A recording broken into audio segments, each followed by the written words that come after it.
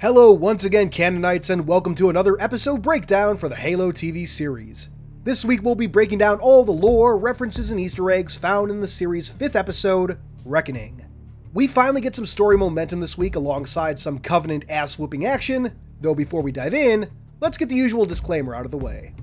As always, I'll be comparing the TV show to core canon, aka the games, books, and other media of the Halo franchise, and unless specified, these comparisons shouldn't be taken as criticism. With that, let's begin. The episode kicks off with a flashback to John's childhood on Aridness 2. We find a young Dr. Halsey and Jacob Keyes being given a tour of the facility just as they toured John's school in core canon. As I mentioned in my last breakdown, when screening candidates for the Spartan 2 program, Halsey and her team would eventually have to evaluate the candidates in person. When the evaluation was approved, the UNSC insisted Halsey take an escort, which became future Captain Jacob Keyes. He accompanied Halsey for a few of her early missions, but was soon reassigned at Halsey's request, the Doctor wanting to keep Keyes at some degree of distance from her program. The guide goes on to show them an area called the Elysium Fields, the place in which the children play and learn, additionally naming two of the children, Parisa and Katrina. In core canon, John was from Elysium City on Aridness 2, and Parisa and Katrina were the names of two childhood friends. Katrina would appear in the Hunt the Truth audio drama, and Parisa would most notably appear in the short story Palace Hotel and the recent Halo Infinite audio drama, Memory Agent. Both are good listens. Parisa would additionally go on to join the UNSC, achieving the rank of lieutenant. Moving on though, the guide mentions that the insurrection had even affected their small colony, a nod to core canon Aridness 2 being a hotbed of insurrectionist activity. As they walk, young Halsey asks if the children had any issue adapting to the new environment, obviously referencing concerns for her own work. Their attention is soon diverted to a young John playing a game with some fellow children. One of the children is named Roland, a name that has belonged to a Spartan and an AI. One of the children slips, but John manages to grab him and pull him back to safety. In core canon, when Dr. Halsey and then Lieutenant Keyes were scouting young John, they found him at Elysium City Primary Education Facility number 119, where the kid was winning at a game of King of the Hill, the other children unable to defeat him. The TV show's version of events certainly serve a similar role, though they paint John in a much more heroic sense. After the incident, we cut forward to the present, finding now Captain Keyes on Aridness 2 as Miranda arrives via Condor. Since the previous episode, the UNSC has set up a camp to study and extract the artifact. As we learned since discovering it, Halsey hasn't been able to extract the artifact, which is why Miranda has been called in now by Captain Keyes. He additionally notes that he wants people to see what she can do, essentially giving Miranda the chance that she was after back in episode 2. Following the opening, we arrive on Madrigal in the Okjungdong Basin, presumably named for the Okjungdong sand dunes of Korea, and I'm sorry if I mispronounced that, where Soren's bike has crapped out. Quan asks what they'll do next, which Soren answers by cuffing her to the bike and heading out to find transport. He additionally notes that he plans to have Quan work off the money she now owes him. As Soren walks off, we can get a better look at the bike he stole last week, which in addition to what might be an Ibrium Machine Complex logo on it, features a logo for Traxxas, a company that has featured quite a bit in core canon, at least in the games. From there, though, the episode doesn't do too much with the Madrigal storyline, only revisiting to show Quan escaping her restraints and Soren returning. Soren's new buggy features a skull icon that looks like it was pulled straight from the games. Upon his return, a waiting Quan knocks him out with a stun staff she grabbed in the previous episode. The Madrigal story ends for this episode, with Quan holding an unconscious Soren at gunpoint. Continuing with the main story on Aridness 2, Miranda goes to visit her mother, seemingly to try and establish a connection, though Halsey is quick to focus back on the Forerunner relic. In here, we can briefly spot another fusion coil. Meanwhile, in the command tent, Riz 028 briefs Marines on the mission, during which she mentions the artifact going to the Pioneer, a Halberd-class destroyer. In core canon, the Pioneer was the staging ship for Operation Talon, the mission to kidnap rebel leader Colonel Robert Watts. Watts operated out of an asteroid base known as Aridness Secundus, which was also located in the Aridness system that Watts operated in. Having it appear in the Silver timeline for a mission to Aridness 2 seems rather fitting. As Riz delivers the brief, Kai talks with Vanek, trying to get him to question his lack of feelings as well. Vanek's response is absolute gold, asking if the gun grease in Kai's hair may have seeped into her brain. Following the brief, we see Riz inspect, then launch, a drone which appears to have been modeled after the AV-30 Kestrel from core canon. Outside, the chief observes the camp. Spotting Kai's new hair, he goes to see his fellow Spartan, calling her over for a word. Confirming that she'd removed her pellet, John orders Kai to return to Miranda's Condor and wait there until they return to Reach, claiming Kai's combat ability had been affected. Before leaving though, Kai notes that if she's a danger, so too would be John, a sentiment Cortana shares much to John's chagrin. Meanwhile, Maki and her escort have arrived on Madrigal, now searching the caves for any hint at the larger Keystone's whereabouts. As an elite warrior talks with Maki, we can get a better look at what I assume is an energy stave or energy pike.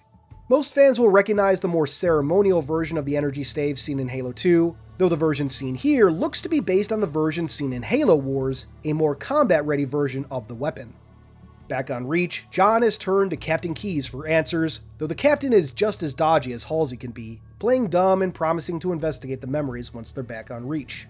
We additionally learned that Keyes and John have been fighting together for years in the Silver timeline, whereas in core canon, the events of Halo CE were more or less the most the two ever worked together. Following their convo, Keyes grabs both Halsey and Parangoski to fill them in on John's state of mind. During this scene, we can spot a Halo 4-style cryopod in the background. Parangoski is quick to admonish Halsey and threatens to cut the doctor off, to which Halsey responds by asking how Admiral Hood would feel about the decision. Halsey notes that, wanting to cover up his own liability, Hood may seek out a scapegoat. Ultimately, the call ends with Parangoski simply telling Halsey to handle things. Keyes additionally requests during the call that Miranda be pulled from the project, wanting to keep his daughter's hands clean of the Spartan program and any of its fallout, which Halsey quickly agrees to. I don't know about you, but I'd like to think that she's agreeing out of love, wanting to keep her daughter as far away from the morally questionable work that Halsey surrounds herself with. Given how Halsey puts herself at risk to save Miranda later, I don't think my assumption is too far off. Inside the caves, Dr. Saley prepares an experiment. As soon as the experiment starts, however, the artifact lets out a high-pitched screech, debilitating to just about everyone nearby, and the crystalline structure containing the artifact begins to crack. On Madrigal, the signal is detected by the Covenant's luminaries, and Maki gleans the artifact's location. Outside, as UNSC forces prepare to move the artifact, John watches a discussion between Keyes and Halsey. While it's hard to tell for certain, it doesn't seem like John can actually hear the conversation, which I only mention because, in core canon, Spartans have pretty good hearing. Quoting from Halo First Strike, each Spartan had undergone multiple augmentation procedures. As a result, a Spartan could hear a pin drop in a sandstorm. And when discussing a sensitive matter in Halo The Fall of Reach, the Master Chief informs Captain Keyes, quote, "Unless you wish to leave the deck, the Spartans will hear everything we say." I haven't talked about this too much thus far, but there have been a handful of scenes where characters are trying to keep information from John by simply whispering to each other while far away, or not so far, from him, which wouldn't do much against core canon John. It would be funny if John were actually catching these conversations but simply pretending not to notice, but I don't think that's what's going on here. Back to the show, John inquires Cortana about his adoption in the Spartan 2 program, none of which she's able to pull up. And I don't know about y'all, but Cortana's reaction here sounded fairly genuine. There are no archives on the origin of the Spartan program. Why not? I don't know. I imagine Cortana has been kept in the dark about certain details as well, and perhaps learning those details will help forge the bond that Chief and Cortana historically have in the games, which, incidentally, wouldn't be too far off from what happened in core canon. In The Fall of Reach, when Cortana looks into the Chief's service record, she finds the truths behind the Spartan 2 program and vows to keep John safe. Anyway, frustrated with all the lies, John decides to get the answers himself, straight from the new artifact. Like with the previous artifact, touching this one reveals a mess of Forerunner glyphs, most of which I sadly wasn't able to make out. Like before as well though, John begins seeing a vision, this time of his abduction and replacement, the vision ending with a young Halsey sedating John. Upon coming to, John almost immediately lashes out at Halsey, forcing Cortana to take full control, something we saw teased back in episode 3, and stop the attack. John isn't quite ready to move on when he finally comes to, though any further discussion with Halsey is put on hold when a slipspace rupture is detected. The Covenant have found Aridness.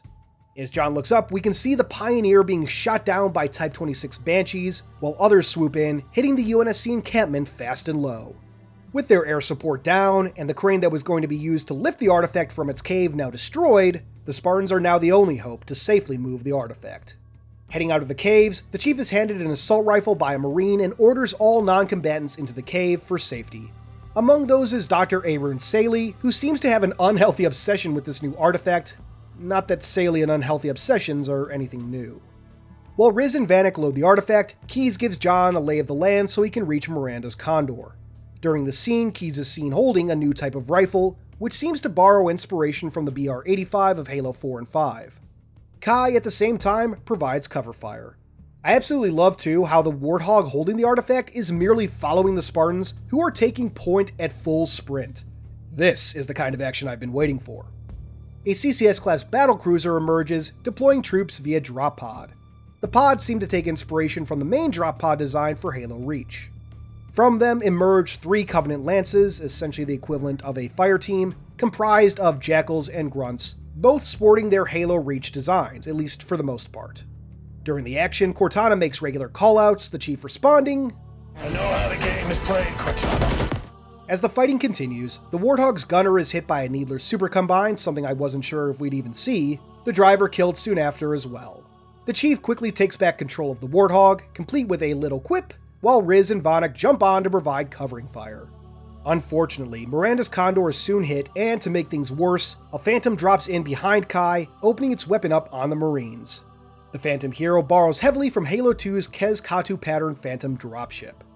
The Phantom then opens fire and drops in more Grunts and Jackals, many Jackals wielding what look like energy daggers from Halo Reach. Kai moves in to help the Marines, but a flood of emotion hits her as she's watching the Marines die, incapacitating Kai and, at least to some degree, exonerating Halsey. On her HUD, we can see a message warning of the hormonal imbalance due to the missing pellet, along with increased vitals. Seeing Kai down, the Chief has Vanek take the wheel and, against orders from Halsey and suggestions from Cortana, jumps onto a Banshee and forces it right into the Phantom over Kai, saving his fellow Spartan. Unfortunately, Riz and Vanek are left exposed, and a damaged Banshee crashes into them as they approach Halsey's ship, leaving the artifact out in the open. Emerging from the wreckage, the Chief quickly goes to work on the surviving Covenant forces in some of the best action so far. During the action, we can see the Chief wield an M45 shotgun from Halo Reach, and even take a few shots for a Marine, before finally beating the ever-living shit out of an elite to save Kai. The Chief only barely manages to come to his senses again, as Kai tries to remind him of the artifact. A Spirit dropship then drops to the field to recover the artifact, carrying our first Brute of the series. The Brute swings with his hammer, the Chief only barely surviving by blocking the swing with a Jackaled shield gauntlet. As the Chief gets up, classic shield klaxon blaring, he tells Cortana he'll need a weapon just like in Halo 2, although it doesn't help. The Brute calls over the artifact with his gravity hammer, not unlike what Tartarus did in Halo 2, and then departs. Interestingly, when the ship is flying away, we can see that the Chief's HUD labels the CCS-class battlecruiser as a corvette. The music in this scene also sounded like it was taking some inspiration from the classic flood themes of the original soundtrack. Anyway, as the ship leaves, it drops Maquis off in a pod, a Trojan horse of sorts just like what happened with the Gladius. And that brings this latest episode of the Halo TV series to a close, and what an episode. While Quan's story again doesn't go anywhere just yet, it luckily made up a small part of the overall episode. Much of the episode was simply waiting for the action to kick in, though once it did not disappoint. Hopefully we won't have much downtime in the episodes going forward. I love me some good character development and world building, but with how the first half of the season has been paced, I hope the latter half has a better balance between the characters/worlds and the action. Now then, how about that Brute? I loved his overall look, but what mostly has me curious right now is the Brute's identity. This could just be a generic Brute chieftain or something, but equally it could be a new take on a known character. Naturally, my first thoughts were to Tartarus, the chieftain of the Geralhani from Halo 2, though the braided hair and four-headed gravity hammer remind me a lot of Atriox as well. Atriox being part of the Covenant in 2552 might have been lore-breaking for core canon, but as I've been saying when it comes to the TV series, new timeline, new rules. Alternatively too, maybe this could be the Thrall Slayer from Halo Wars. Overall though, the episode was a fun watch, and now that we're more than halfway through the series, I think I can safely say that the series as a whole has been enjoyable. I have my individual issues with it, but watching each episode has been a fun experience. Here's hoping the show sticks the landing. Naturally, let me know your thoughts in the comments below, and if you're interested, join the conversation over on the Halo Canon Discord. Otherwise, your viewership will always be enough for me. Thank you for watching, and until next time, this has been Halo Canon. Thank you once again for watching Canonites. If you liked this video, please give it a thumbs up, maybe even share it around, both of which help the channel. And if you aren't subscribed already, consider becoming a fellow Canonite and hitting that notification bell so you won't miss any future videos. Halo Canon now has a Discord server, which you can find linked in the description box below. If you like discussing any aspect of Halo's lore, well, that's what we specialize in. Thank you all once more, and keep on being awesome.